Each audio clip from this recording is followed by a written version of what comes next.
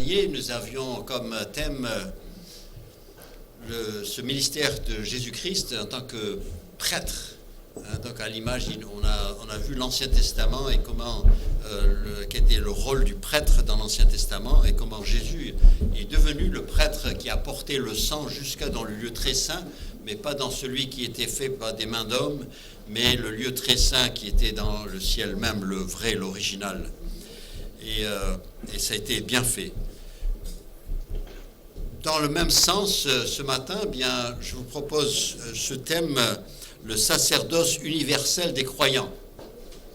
Ne vous effrayez pas avec le titre. C'est une expression qui a été donnée par le réformateur Martin Luther. Mais le concept est dans la parole depuis longtemps, depuis le commencement, depuis Genèse. Et c'est ce que nous allons voir.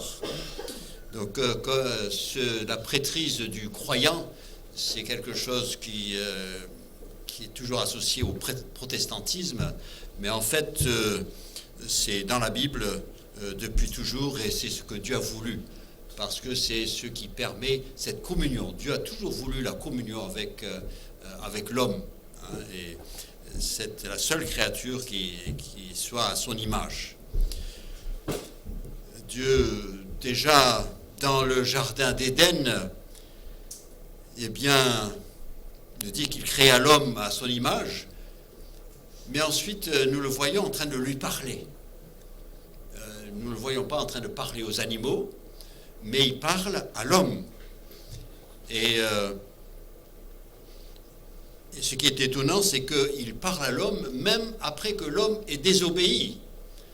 Il avait donné cet ordre à l'homme et il lui avait dit, écoute, tu pourras manger de tous les arbres du jardin, mais tu ne mangeras pas de l'arbre de la connaissance du bien et du mal, car le jour où tu en mangeras, tu mourras.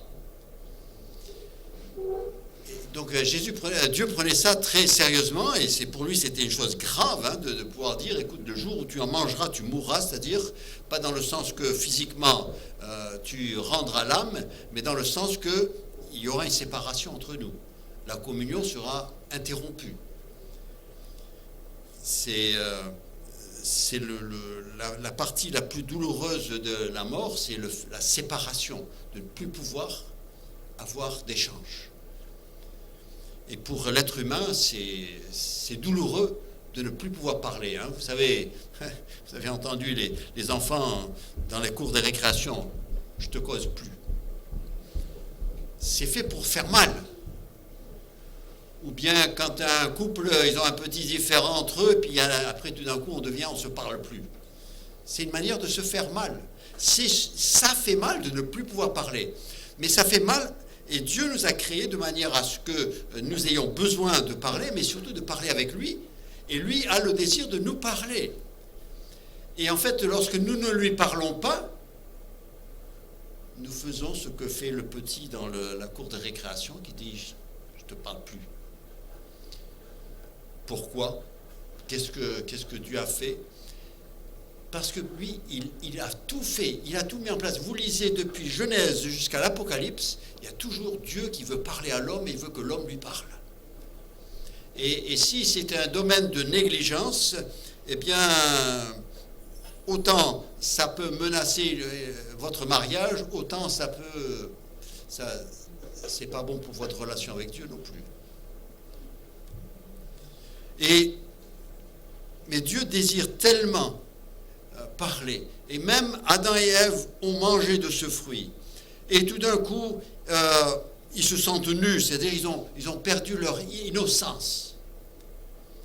Mais ce qui est extraordinaire, ce n'est pas Adam ou Ève qui crient vers Dieu et disent « Dieu, on a mal fait !» Non, le premier qui parle, c'est Dieu qui dit « Où es-tu » C'est Dieu qui cherche. C'est toujours Dieu. Et vous lisez la Bible, c'est toujours Dieu. Regardez à votre propre vie, c'est toujours Dieu qui a été le premier. Nous l'aimons parce qu'il nous a aimés le premier.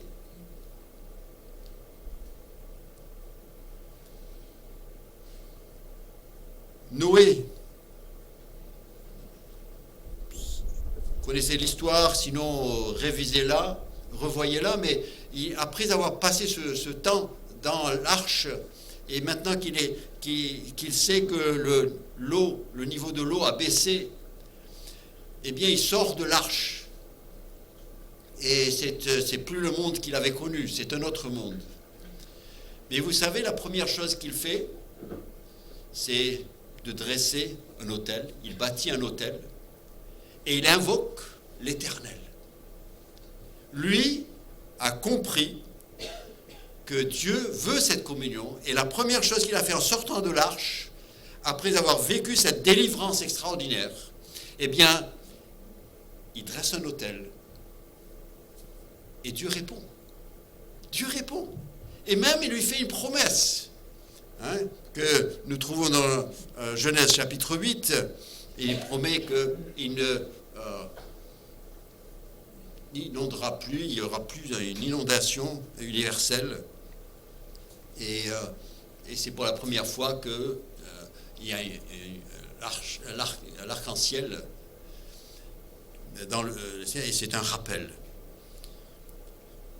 Dieu a apparu à Abraham, qui par la suite sera appelé Abraham, mais dès qu'il arrive dans la terre promise, Canaan, Dieu lui dit, écoute, va, je te montrerai où tu es. Une fois arrivé, et il sait qu'il est sur le territoire que Dieu l'a promis.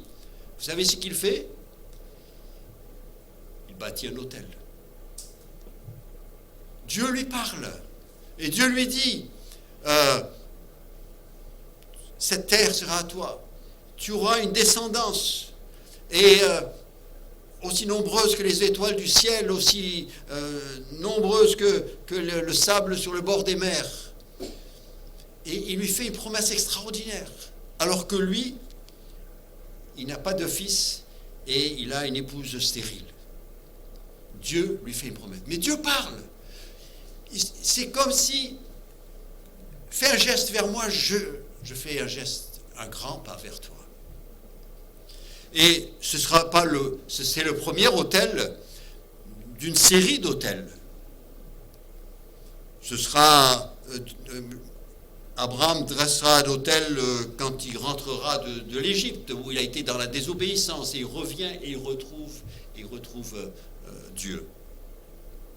Mais vous savez, ce qui est extraordinaire, c'est que chaque fois, ces hommes, quand ils ont parlé à Dieu, eh bien, ils ont parlé directement à Dieu. Dieu leur a parlé et ils ont parlé. Ils ont répondu. Il n'y avait pas d'intermédiaire. Il n'y avait pas de prêtre là pour les assister. C'est ça que Dieu veut. Depuis toujours, Dieu désire que nous puissions lui parler directement.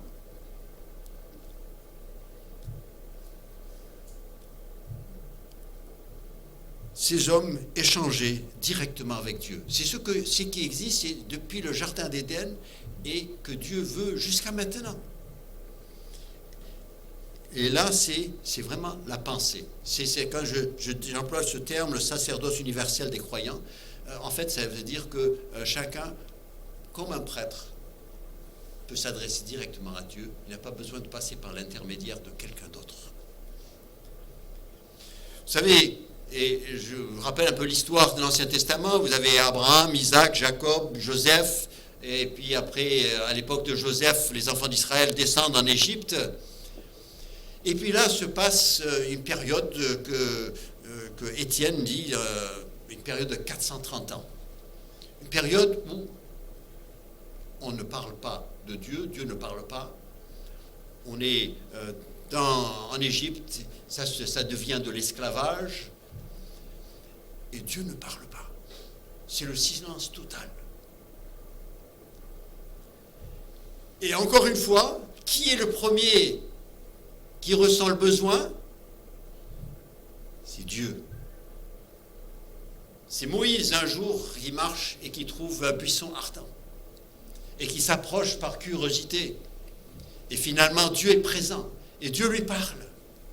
Et Dieu partage son intention de venir et d'intervenir et dans la vie des enfants d'Israël, des descendants d'Abraham, en souvenir des promesses qu'il a faites, et il veut les délivrer. Et Dieu va,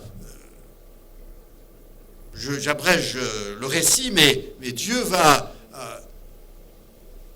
emmener Moïse, il va l'utiliser. Dieu va au moyen des plaies, des 10 plaies, en fait, ça va tout à fait dans le contexte de la présidence tout à l'heure, mais Dieu va se servir des 10 plaies qui sont des sources de douleur, mais c'est pour, en fait, pour que Pharaon et son peuple sachent qu'il y a un Dieu qui est plus puissant que leur divinité, mais c'est aussi pour que les enfants d'Israël sachent qui est ce Dieu d'Abraham, d'Isaac et Jacob dont ils avaient entendu parler, mais dont ils ne savaient plus rien. Et il va leur démontrer sa capacité de pouvoir intervenir et de pouvoir protéger et de faire ressortir son peuple de parmi les nations. Et il va les sortir, ils vont traverser la mer Rouge, bien sûr, et puis ils vont aller dans le désert et vont arriver au Sinaï, à l'endroit même où Dieu a parlé à Moïse. Ils arrivent là, et Dieu parle. Prenez vos Bibles, donc je vais lire ce passage, Exode 19. C'est très important ce passage-là. Donc Exode 19, vous avez besoin de le voir. Ce sont les versets 5 et 6. Mais Dieu parle. C'est les paroles, les premières paroles de Dieu à ce peuple. C'est ce qu'il a sur le cœur. Et il est en train de leur dire ce qu'il voudrait pour eux. Ce qu'il voudrait dans leur relation.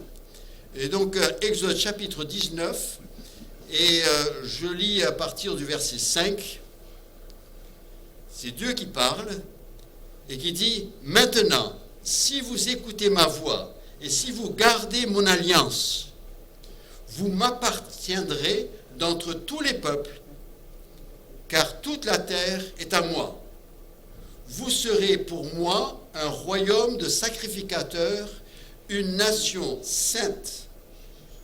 Voilà les paroles que tu diras aux enfants d'Israël. » Regardez ce verset 6. Vous serez pour moi un royaume de sacrificateurs, un royaume de prêtres et une nation sainte. Il dit, voilà ce que je veux.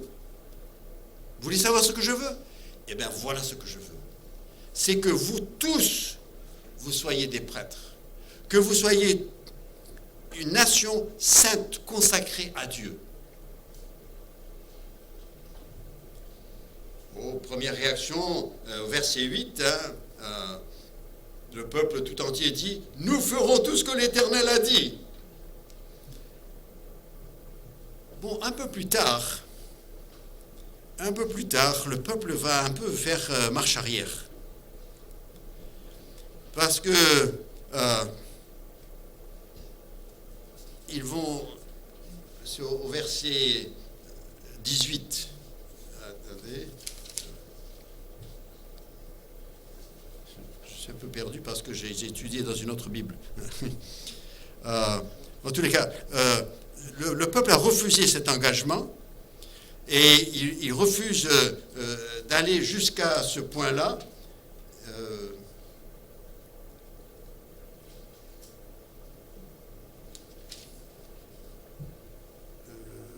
Écoutez, je n'ai pas le verset là maintenant.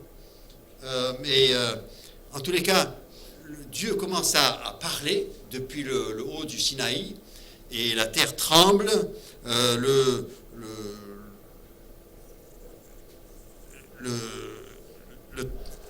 peuple est effrayé.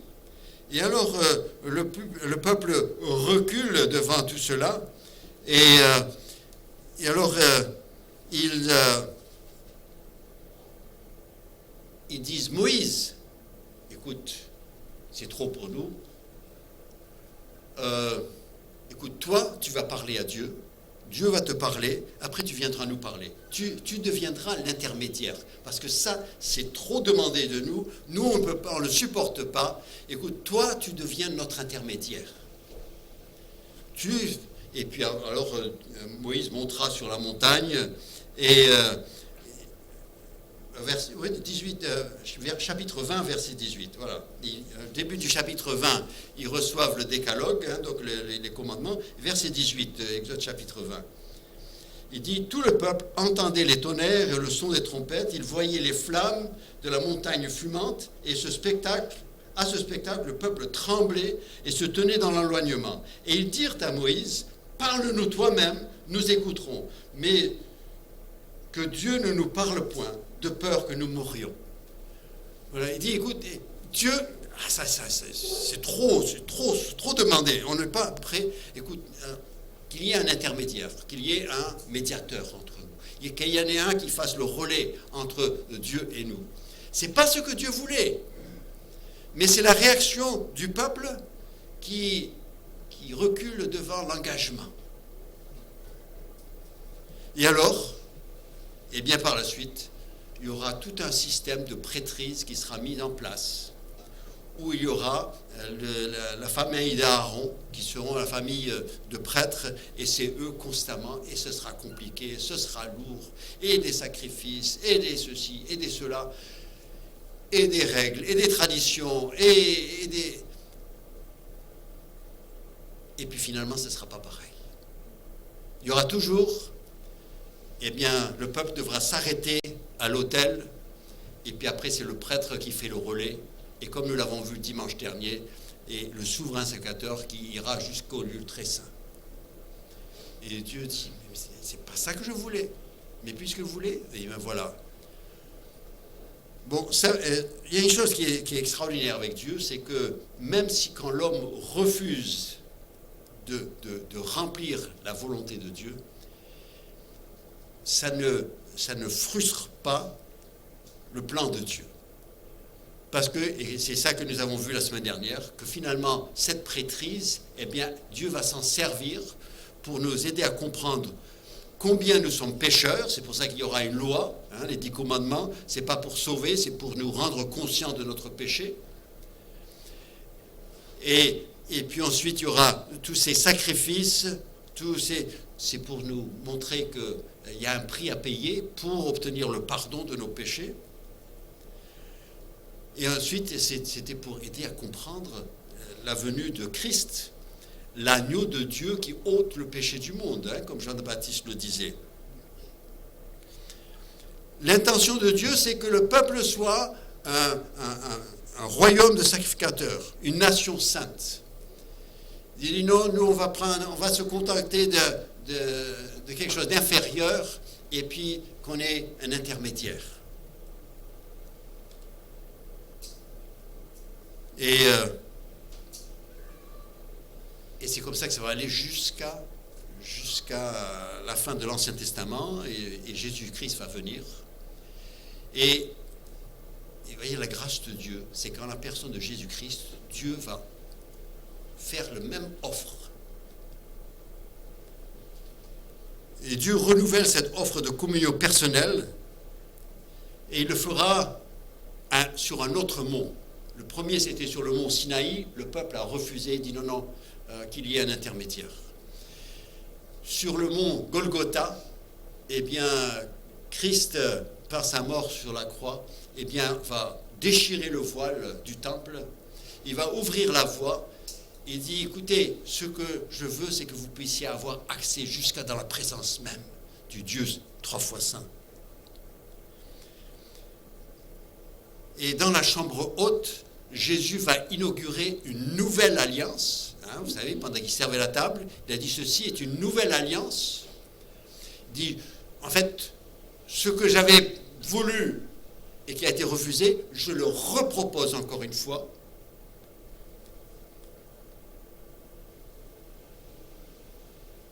Et il offre à l'Église.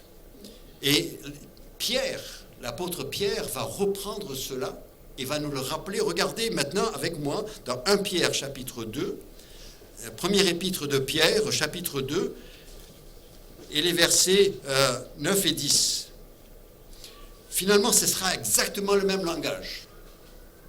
1 Pierre, chapitre 2, versets 9 et 10, et je lis.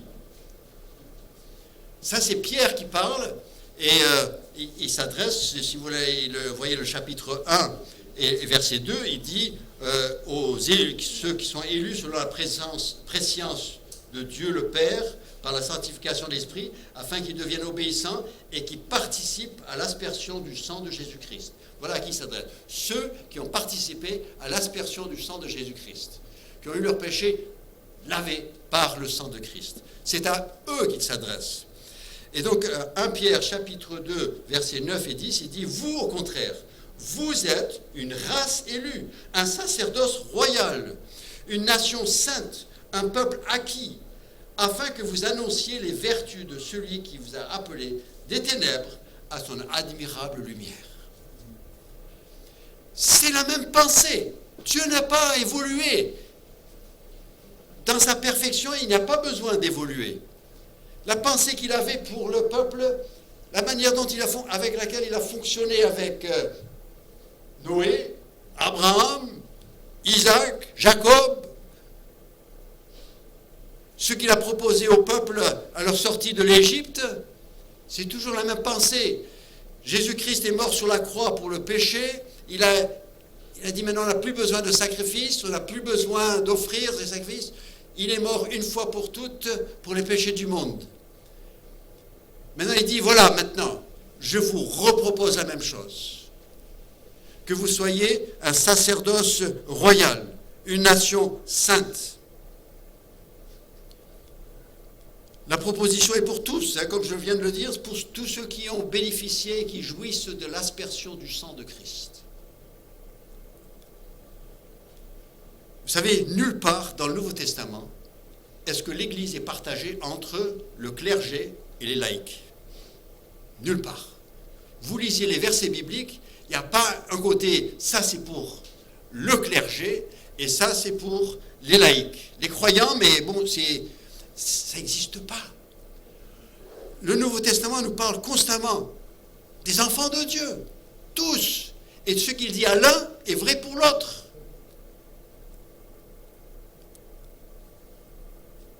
Regardez avec moi dans Galates chapitre 3. Galates chapitre 3. Ce n'est pas seulement Pierre qui le suggérait, mais voilà ce que nous avons en Jésus-Christ. Galates chapitre 3, versets 26 à 28. Il parle aux Galates. Maintenant, si vous connaissez le contexte de la lettre, ces Galates, ils ont des petits problèmes. Ils ont envie de retourner dans la loi de Moïse. Il dit, vous n'avez pas besoin de cette loi-là. Vous n'avez pas besoin d'aller là. N'y retournez pas. Jésus-Christ suffit. Et voilà ce qu'il leur dit.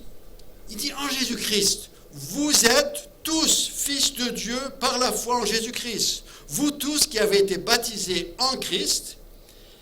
Baptisés en Christ, il ne parle pas du baptême d'eau, il dit de l'enfant de ceux qui croient, comme ils disent dans l'Apocalypse, ceux qui croient, qui sont introduits dans le corps de Christ. Introduits, plongés dans le corps de Christ. Il dit, vous tous qui avez été baptisés en Christ et qui avez revêtu Christ, il n'y a plus ni juif ni grec, il n'y a plus ni esclave ni libre, il n'y a plus ni homme ni femme, car vous êtes tous un en Jésus-Christ. Et si vous êtes à Christ, vous êtes donc la postérité d'Abraham, héritier de la promesse. Il fait le lien avec le plan que Dieu a toujours eu. Il dit, il n'y a plus de distinction entre vous. Vous êtes tous pareils devant Dieu, en Jésus-Christ. L'important, c'est d'être en Jésus-Christ.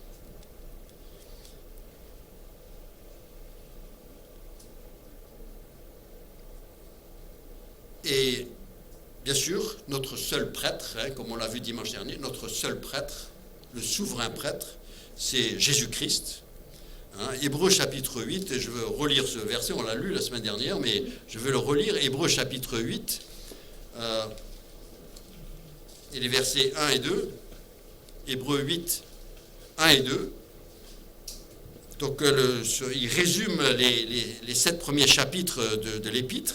Et il dit au verset 1, le point capital de ce qui vient d'être dit, c'est que nous avons un tel souverain sacrificateur qui s'est assis à la droite du trône de la majesté divine dans les cieux, comme un ministre du sanctuaire, du véritable tabernacle qui a été dressé par le Seigneur et non par les hommes. nous avons un souverain sacrificateur, Jésus-Christ. Il est vivant et il est dans le lieu très saint. Et il est là et nous représente constamment. Et si l'accusateur se présente, il sait lui répondre. Donc, il dit, nous avons un souverain prêtre, et puis ensuite, il y a toute une prêtrise, mais finalement, c'est tout le monde. Il n'y a personne. Ça n'existe pas des laïcs dans l'Église de Jésus-Christ. Il n'y a qu'un seul corps, formé de membres. Nous sommes tous membres de ce même corps. Il n'y a pas de distinction. Et n'en faisons pas là où il n'y en a pas. Malheureusement, comme dans le cas d'Israël, beaucoup de ceux qui se réclament de Christ ont choisi de se retirer de cette responsabilité d'être d'une consécration de prêtre. Et ils ont préféré se donner un clergé. Dieu avait voulu pour Israël, il avait voulu un peuple de prêtres. Ils se sont contentés d'être un peuple ayant des prêtres. Et avec l'histoire, avec le christianisme, je prends le christianisme en général, eh bien, avec l'histoire, eh bien, à un moment où on est arrivé où, au lieu d'être un peuple, un sacerdoce royal, comme Dieu avait prévu, eh bien, est devenu une église qui a des prêtres, au lieu que tous soient des prêtres. La même chose, ça m'a fait, en pensant à cela, ça m'a fait penser à quelqu'un qui, lui, il n'était pas baptisé, il se disait croyant, mais il n'était pas baptisé, et sa femme était baptisée. Alors, il disait, ma femme, elle faut qu'elle ne peut pas faire ça, parce qu'elle, elle est baptisée. Mais moi, je ne suis pas baptisé. Donc, comme si elle n'est pas baptisée, ben, on peut être croyant, et puis on peut se permettre des choses. Et ceux qui sont baptisés, alors là... Mais ce n'est pas la pensée de l'Écriture. Ce n'est pas la pensée de Dieu. Et il s'accordait, et avec une interprétation pareille, eh bien, il se donnait une autre vie qui n'était pas celle qui plaisait à Christ. Si pour Israël, quand ils ont refusé d'être ce peuple de prêtres, et ils ont dû le remplacer par un système lourd, pesant, coûteux, pénible, eh bien, l'Église de Jésus-Christ, sur le christianisme en tous les cas, eh bien, quand il s'est donné un système aussi, il s'est donné quelque chose de coûteux, de pénible, au point que tellement il en a souffert qu'il a tout rejeté. Et nous nous trouvons aujourd'hui avec combien de gens qui ont rejeté ce qu'ils appellent l'Église, mais en fait, l'Église n'est que la partie clergée. Et c'est terrible. Et c'est pas ça que Dieu voulait. Et c'est pour ça que le résultat n'est pas ce que Dieu voulait non plus. Bon, je ne vais pas, et je vais aller quand même, je ne vais pas taper sur seulement certains, mais vous savez, dans nos milieux évangéliques, on a la même tendance, parce que parfois, on commence à vouloir accorder aux pasteurs des pouvoirs de médiateurs. Pasteur, prie pour moi. Ah bon? Et toi, tu ne peux pas prier? Ah, mais toi, Dieu, il t'entend. Ah, mais c'est la pensée d'un prêtre. On est en train, on l'appelle pas prêtre, ça fait pas bien, hein, les protestants, ils n'ont pas de prêtre. Mais on est en train de lui donner le rôle de prêtre, et on lui confie ce rôle. Écoute, Seigneur, moi, pasteur, moi, bon, ceci, cela, mais toi, tu es près de Dieu. Alors, toi, tu lui parles pour moi. Mais c'est pas dans la pensée de l'Écriture. Hein, c'est pas parce qu'on est évangélique qu'on a raison. C'est la pratique, c'est la pensée de Dieu qu'il faut mettre en pratique.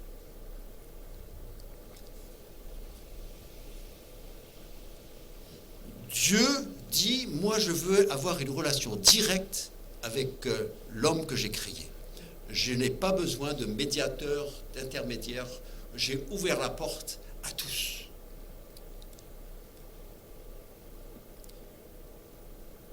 C'est à nous de dire, Dieu, puisque tu penses comme ça, puis c'est sûr que c'est extraordinaire, on est étonné que même tu désires une telle chose, mais puisque tu le veux, vous imaginez des parents qui ils ont des enfants, mais il y en a un qui est élu pour représenter tous les autres. Les autres, ils ne parlent jamais aux parents, ni à maman, ni à maman, ni à papa, ni à maman, mais ils parlent toujours à ça arrive souvent, mais c'est le petit. Hein, c'est le petit qui doit aller voir maman et qui demande si on ne peut pas. Et on aime bien les médiateurs. Et pourquoi tu ne peux pas? Dans quel état est ta relation avec ton père et ta mère pour ne pas pouvoir lui demander directement? Pourquoi tu fais passer par la petite sœur? Et on le fait tout le temps. Et Dieu dit, c'est pas ça. C'est pas bon dans une famille, c'est pas bon dans l'église de Jésus-Christ.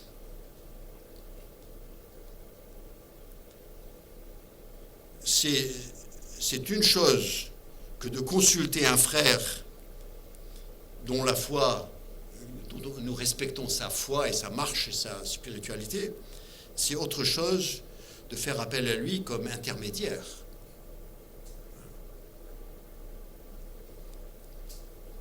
La question, qu'est-ce que c'est que ce sacerdoce de tous les croyants, pratiquement parlant? Qu'est-ce que ça veut dire? Qu'est-ce que ça change? Qu'est-ce que ça veut dire? Eh bien, surtout, ça ne veut pas dire que nous allons nous comporter. Ah, ben Steve, tu viens de me dire, je suis un prêtre. Wow. Ça ne veut pas dire que nous allons tous devenir des petits papes. Infaillibles, ce que je pense, c'est juste. Moi, je dis, ne me dis rien, moi je sais. Je suis comme toi. Vous savez, ça arrive aussi. Vous l'avez déjà rencontré. Moi, vous savez ce qu'il en entend? Le Seigneur m'a dit. Et quand on dit le Seigneur m'a dit, tu n'as pas le droit de dire le contraire. Parce que moi aussi, je suis prêtre comme toi. Nous devons faire attention. Vous savez, l'être humain est terrible. Il peut prendre n'importe quelle chose et la transformer en quelque chose de pas bien. Et nous devons admettre notre faiblesse et notre tendance. Et surtout, si le Seigneur me reconnaît comme ayant cette capacité de prêtre, c'est-à-dire de parler directement à Dieu, c'est pas pour que j'oublie que je suis faillible. Nous ne sommes pas infaillibles. Nous pouvons nous tromper. Donc, premièrement, n'oublions jamais que bien que nous soyons des enfants de Dieu, qui n'ont pas besoin de confesser leurs péchés à quelqu'un, ni de passer par l'intermédiaire d'un autre pour s'approcher de Dieu, nous sommes encore faillibles et sous l'influence de la nature pécheresse. C'est-à-dire que je ne peux pas 100% compter sur moi-même. Ça, je dois me le rappeler. Et j'en parle parce qu'il y a des milieux, il y a des milieux où les gens ils disent, moi, ça y est, je ne pêche plus, j'ai plus péché. Je dis, bon, peut-être tu dois vraiment baisser la barre.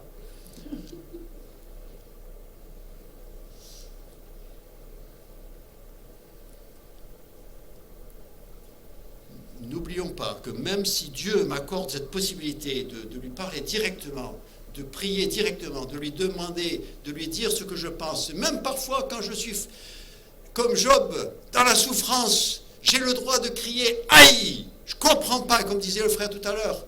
On dit, Dieu, pourquoi, avec toutes les capacités que tu as et les miracles que tu peux faire, pourquoi tu me laisses dans cet état? On a le droit de le dire. Mais de dire, mais Dieu, non pas ma volonté, mais ta volonté. Comme ça a été lu aussi.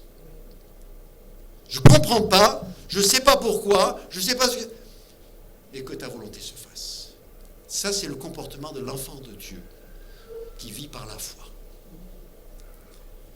Donc, premièrement, eh bien, n'oublions pas que nous sommes faillibles, que la chair est encore là, et que l'orgueil est encore là, et puis et parfois on aime bien s'imposer sur les autres, ou bien parfois parce qu'on n'aime pas que les gens nous disent ce qu'on doit faire, donc on dit « le Seigneur m'a dit ».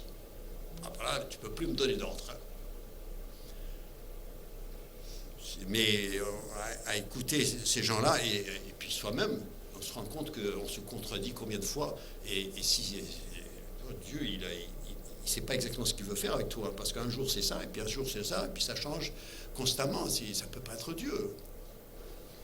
Deuxièmement, souvenons-nous que nous sommes tous membres d'un même corps, celui de Christ qui est l'Église.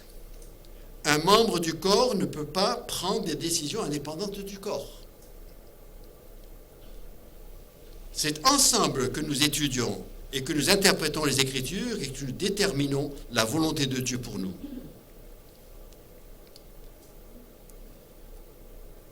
C'est ensemble. Nous sommes dans un corps. On n'est pas chacun des électrons libres. Ah, moi, je suis directement avec Dieu. Moi, je parle avec Dieu. Dieu me parle. Écoute, toi, ne me dérange pas. Non. La même Bible enseigne que nous faisons partie d'un même corps. Et que la tête, c'est pas moi. C'est Christ qui est le chef de l'Église. Et il ne faut jamais l'oublier.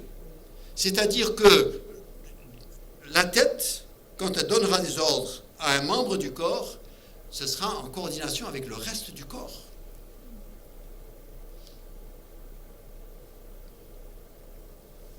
Je ne vais pas le développer, mais voilà le contexte. Et puis troisièmement, je dis que bien que le corps soit composé de prêtres, le Nouveau Testament nous enseigne de reconnaître la fonction de pasteur et ou ancien, la fonction des diacres, diaconesses, et aussi de reconnaître que le Saint-Esprit a donné des dons spirituels à certaines personnes pour l'édification du corps. Tout ça, ça marche ensemble. Tu n'es pas un élément tout seul. Nous sommes tous des prêtres, nous sommes tous le sacerdoce de tous les croyants, mais aussi dans le contexte du corps de Christ, et pas indépendant. C'est pour ça que, et il y en a, vous allez sur Internet, celui-là qui parle, lui il a sa révélation, il est apôtre un tel, et l'autre prophète un tel, et l'autre, et chacun dirigé par Dieu, mais bon, il y a beaucoup de contradictions. Dieu ne sait pas ce qu'il veut, à les écouter. Dieu a dit ce qu'il avait à dire. Et il a dit tout ce qu'il avait à dire. Il aurait pu dire beaucoup plus. Mais il a dit, c'est tout ce que vous avez besoin en attendant que je vienne vous chercher. Et après, on verra la suite.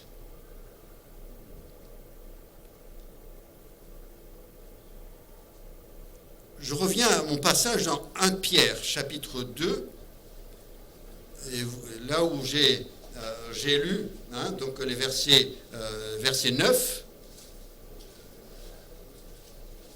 1 Pierre, chapitre 2, verset 9, regardez. Il dit, vous au contraire, vous êtes une race élue, un sacerdoce royal, une nation sainte, un peuple acquis. On aurait envie de mettre un point là. Mais lui, il n'a pas mis de point. Il a dit, afin que, voilà pourquoi. C'est pas pour que tu te sentes bien et que tu te sens important. Afin que vous annonciez les vertus de celui qui vous a appelé des ténèbres à son admirable lumière. J'aime bien la manière dont il a dit ça parce que ça touche tellement de choses. Nous, dans notre langage évangélique, on a des mots spécialisés. On a évangélisation, on a témoignage, on a ceci. Lui, il a dit, c'est tout en votre existence qui rend témoignage des vertus de Dieu. Ton langage de tous les jours, à la maison devant ta famille, comme au travail devant les collègues, tu es sur le trottoir auprès des hommes perdus, en tout moment, tu es en train de... Tu es ce sacerdoce, ce royal, tu es membre de ce sacerdoce royal, afin d'annoncer les vertus de celui qui vous a appelé des ténèbres à son admirable lumière. S'il a fait cette œuvre dans ton cœur, eh bien alors tu dois le proclamer, tu dois le vivre.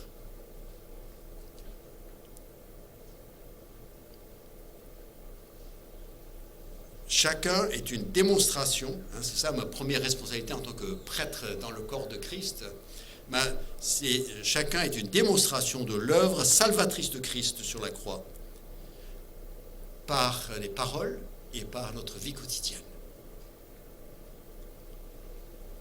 Chacun, c'est un prêtre, c'est normal, le prêtre est responsable pour sa vie, son témoignage auprès des autres. Hein, on dit, ah oui, le prêtre, ah oui, il ne peut pas faire quelque chose. Hein, parce que, et si toi tu es un prêtre, alors tu es responsable aussi. Tu n'es pas seulement le dimanche matin, tu te fais beau, et puis après le reste de la semaine, autre chose. C'est tout le temps, tous les jours. Tu es prêtre 24 heures sur 24, 7 jours sur 7. Et dire oui, mais où? Et un prêtre est avant tout une personne qui est née de nouveau par l'Esprit de Dieu. Donc selon Jean chapitre 3, par exemple, compris que tu es pécheur devant Dieu, ça c'est la loi de Moïse, ça sert à cela. Il dit à partir du moment que tu as enfreint l'une des lois, eh bien tu es coupable et tu as besoin de demander pardon parce que c'est pas ce que tu as fait, c'est le fait que tu as désobéi à Dieu qui est le péché. C'est pas si ça a fait des dégâts, ça a fait mal à quelqu'un ou ça touchait pas grand monde, ça n'a rien à faire. Ça c'est la loi des hommes. Mais la loi de Dieu, c'est qui as-tu désobéi? Et donc nous sommes coupables. Et donc comment faire? Eh bien, c'est là où je me présente à Jésus-Christ, mais au pied de la croix, là où il a offert le sacrifice. Hein, comme on a vu la semaine dernière. Hein, c'est ce symbole où il posait la main sur les béliers, sur le bouc, et confesser le chargé des péchés. Ben c'est là où tu te présentes à Christ, tu dis, écoute, je te transmets mon péché. Expie mon péché. Pardonne-moi. Et là, je me lève et je fais partie de... Là, Dieu, par son esprit, m'introduit dans le corps de Christ. Il nous dit dans Actes chapitre 2, à la fin du chapitre, il nous dit tous ceux qui crurent, eh bien, ils étaient ajoutés à l'Église. Et donc, une personne, c'est avant tout une personne qui est née de nouveau, et deuxièmement, qui s'est consacrée. Elle dit, ah mais moi, bon, je ne suis pas encore consacré. Ah, et tu as fait quoi quand tu as été baptisé? Tu as dit, je meurs à ma vie passée pour vivre une vie nouvelle. C'est une consécration. Et puis il y a une autre consécration dont il nous parle, Romains chapitre 12, versets 1 et 2. Vous connaissez certainement, mais Romains 12, versets 1 et 2, c'est un autre sacrifice de consécration et Paul dit, je vous exhorte donc frères. Hein, donc c'est pour nous tous aussi. Hein. C'est pas pour un certaine catégorie de croyants, c'est pour tous. Il dit, je vous exhorte donc frères, par les compassions de Dieu, à offrir votre corps comme un sacrifice vivant, saint, agréable à Dieu, ce qui sera de votre part un culte raisonnable. Qu'est-ce que font les prêtres? Eh bien oui, ils dirigent un culte.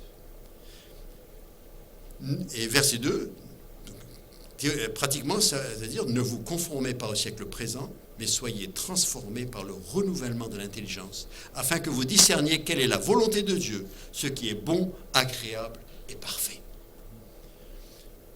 Il y a eu une consécration. Oui, il doit y avoir une. Ne faites pas comme les enfants d'Israël, dire, oh, ça c'est trop demandé, écoutez, je préfère avoir un intermédiaire.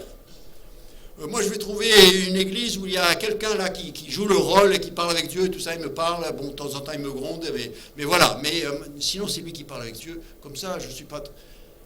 Ah, non, c'est pas la volonté de Dieu. C'est que tu vis une vie telle que tu peux lui parler.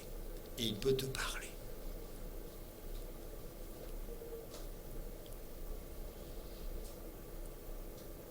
Le premier objectif, c'est d'annoncer les vertus de celui qui nous a appelés des ténèbres à son admirable lumière. Le second objectif, c'est ce qui permet à l'homme d'être en communion avec Dieu. Tous les enfants de Dieu ont cette possibilité. Est-ce que Jésus n'a pas enseigné à ses disciples, dites notre Père? Est-ce que quelque part Jésus a dit, écoutez, trouvez quelqu'un et vous lui dites, et dis à mon Père que j'ai besoin de quelque chose. Dis à mon Père céleste qu'il pense à moi. Où est-ce qu'il y a une telle prière? Jésus a dit, dites notre Père. Directement, vous lui parlez vous-même. pas par la petite sœur. Et l'Esprit de Dieu qui est en nous, il nous aide à crier quoi? Abba, Père. Directement, dites-le à lui, pas par l'intermédiaire de quelqu'un d'autre, aussi vertueux qu'il est, et ils sont vertueux. Ces gens-là qu'on appelle, que le christianisme a appelé des saints, c'était des gens très bien, qui avaient la foi. Moi, j'ai rien à leur reprocher. Ils ont fait démonstration de leur foi. Mais Dieu a dit, mais si, je t'ai jamais dit de passer par eux, je t'ai dit de pas parler directement, c'est ça que je veux. Et s'il y a un problème, ben réglons-le. Parle-moi directement. Je veux te parler aussi. Ouvre la parole, ouvre la Bible chaque jour. Prends un café si tu veux, prends du thé, prends quelque chose, et puis on va s'asseoir à une table, et puis on va parler ensemble. Je te parle, tu me parles. Tu commences, d'accord? Tu commences par prier, et puis après tu ouvres la Bible et tu la lis. Ou bien, moi je commence, tu lis la Bible, et ensuite, résultat, tu pries. Peu importe, mais qui échange. Peu importe qui a eu la parole le premier.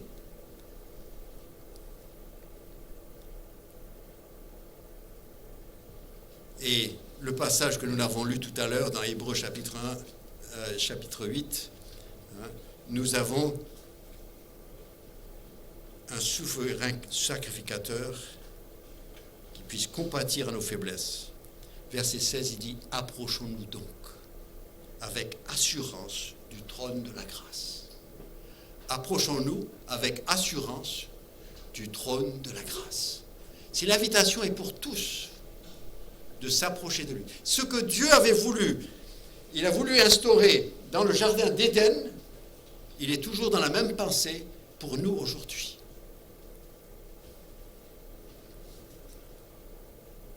Et l'invitation est pour chaque enfant de Dieu. Et pour ceux qui ne sont pas enfants de Dieu, il dit, écoutez, il y a tout en place pour que vous puissiez devenir un. Mais à tous ceux qui l'ont reçu, à ceux qui ont cru en son nom, elle a donné le pouvoir de devenir enfants de Dieu. Enfants de Dieu, tous enfants de Dieu. Je sais qu'il y a des mouvements, il y a des trucs qui s'appellent le christianisme, qui ont des différents niveaux. Il y en a qui ont des chrétiens vainqueurs, et puis des chrétiens qui ne sont pas vainqueurs. Et il y en a d'autres qui ont des élus, puis d'autres qui ne sont pas élus. Les élus iront dans le ciel, les pas élus resteront sur terre. Il y a toutes sortes de salades qui sont... Il faut revenir à la parole de Dieu. Et Dieu dit, ce que j'ai voulu, c'est avoir un contact direct. Quand j'ai créé l'homme, je l'ai créé à mon image. J'ai soufflé dans ses narines un souffle de vie, quelque chose qui nous permettait de communiquer. Ce que je n'ai donné à aucune autre créature. Et j'ai dit, j'y tiens. Si je l'ai fait, c'est parce que je le veux. J'y tiens. Et il dit, je suis le chemin, je suis le moyen, la vérité, la vie. Nul ne vient au Père que par moi. Nous avons un prêtre et nous avons un Père, un Dieu qui veut que nous approchons. Et même qui nous invite à nous approcher, qui a même déchiré le voile, qui a fait tout le nécessaire pour que nous puissions entrer dans sa présence. Qu'est-ce qui nous retient? Sinon notre refus de prendre un tel engagement. Oh, que le Seigneur nous aide. Ne faisons pas ce qu'on fait des autres. Nous n'allons pas les critiquer. Ils étaient certainement sincères quand ils ont fait ce qu'ils ont fait. Dieu dira même des enfants d'Israël, il dit, il parle bien, hein, c'est sûr, parce que lui il savait ce qui allait venir et comment ça allait se passer. Il a dit, on va se contenter pour de moins bien. Mais ce que Dieu veut, c'est que nous puissions avoir une relation directe. Si j'ai offensé quelqu'un, c'est celui que j'ai offensé à qui je demande pardon. Dieu. Si je veux de l'aide, eh bien, je consulte directement celui qui veut m'aider. Oh, que le Seigneur nous aide. Prions. Père Céleste, combien nous sommes reconnaissants à toi pour ce message qui va du début de la Bible jusqu'à la fin. Nous voyons partout que tu as voulu être au milieu des tiens. Tu apparaissais à Abraham par le biais des autels près de sa tente. Là où il dressait sa tente, tu étais là. Les enfants d'Israël, au centre du camp, il y avait le tabernacle. Tu voulais que le tabernacle soit au centre du camp. Seigneur, et dans notre vie, eh bien, tu as placé ton Saint-Esprit dans notre cœur et tu as fait de notre corps le temple du Saint-Esprit. Combien tu as envie d'être proche de nous. Seigneur, avec tout ce que tu as mis en place et tout ce que tu as fait pour obtenir le pardon de nos péchés et de nous donner une possibilité de revenir à toi, Seigneur, que rien ne nous retienne. Bien sûr que nous n'oublions pas notre faiblesse et c'est au trône de grâce que nous venons. Pas au siège des récompenses, mais au trône de grâce. Mais nous pouvons venir et tu nous y invites, tu nous reçois. Et la main percée est toujours tendue pour nous recevoir. Père, tu connais chaque cœur. Tu sais ce qui a pu être dit à chacun selon son besoin et selon là où il se trouve. Et Seigneur, je te prie de donner la force, parce que chacun de nous, nous nous sentons faibles dans cela. On n'ose pas se croire prêtre. Mais parfois, on se comporte comme si. Seigneur, aide-nous. Viens au secours de notre faiblesse. Pardonne-nous notre passé. Et que, Seigneur, dorénavant, eh bien, notre vie soit autre. C'est à la gloire de ton nom. Toi qui nous as pris des ténèbres pour nous placer dans la lumière. À toi toute la gloire au siècle des siècles. Amen.